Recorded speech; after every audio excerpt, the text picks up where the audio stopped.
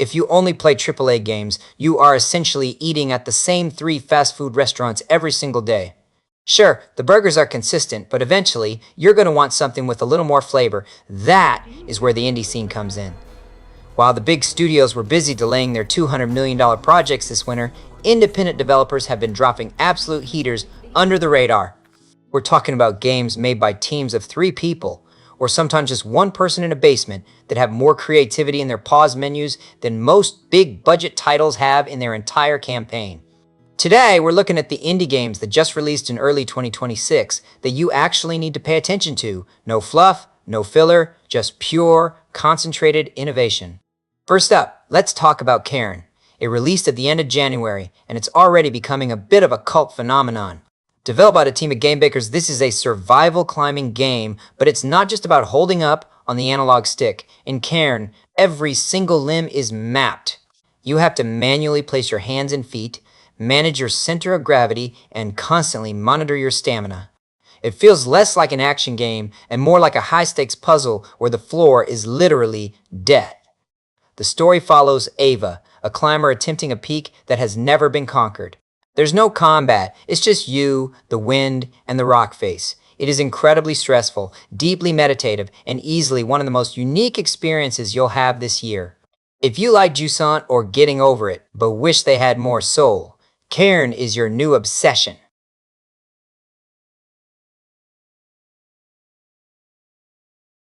Next, we have something completely different, Escape from Ever After.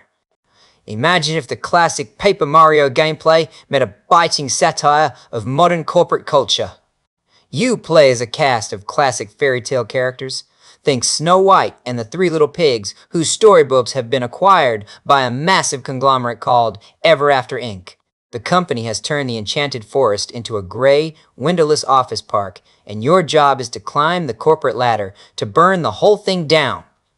The writing is hilarious. The turn-based combat is snappy, and the art style is gorgeous. It's rare to find a game that can make you laugh at the absurdity of a middle management meeting while also delivering a genuinely deep RPG experience.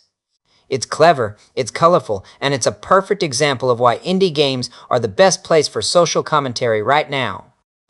For the horror fans out there, Broken Lore just dropped in mid-January, and it is uncomfortable in the best way possible. This is a psychological horror game that tackles the dark side of social media and influencer culture. You play as Anne, a girl trapped in a surreal, nightmare version of her own digital life. What makes You Unfollow stand out isn't just the jump scares, though there are some change your shirt moments. It's the atmosphere. It uses this distorted, glitchy visual style that makes you feel like you're looking at a corrupted video file. It's a biting look at how we seek validation through screens and the monsters that live in our notifications. It's short, it's punchy, and it will stay in your head for days after the credits roll. Then we have the weirdest genre mashup of the month, Steel Century Groove. It's a rhythm RPG where you control giant mechs, but you don't fight with buttons, you fight with the beat. Think! Hi-Fi Rush meets Armored Core. The gameplay loop is addictive. You customize your mech's playlist of weapons, and during combat, you have to time your strikes, dodges, and special moves to the tempo of the music. The soundtrack is a mix of heavy industrial techno and city pop, and the better you play, the more the music swells. It's flashy, it's loud, and it's incredibly satisfying when you finally sync up a 3-hit combo with a bass drop. It's the kind of game that only exists because someone had a crazy idea and the freedom to execute it without a marketing team telling them it was too niche. Finally, if you just need to decompress after a long day of not dying, in other games, you need Tailside Cozy Cafe Sim.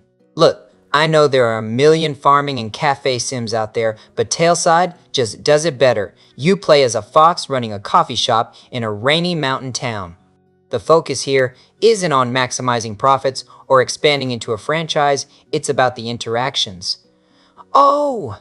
You learn the coffee preferences of your regulars, you decorate your shop with items you find exploring the woods, and you just exist.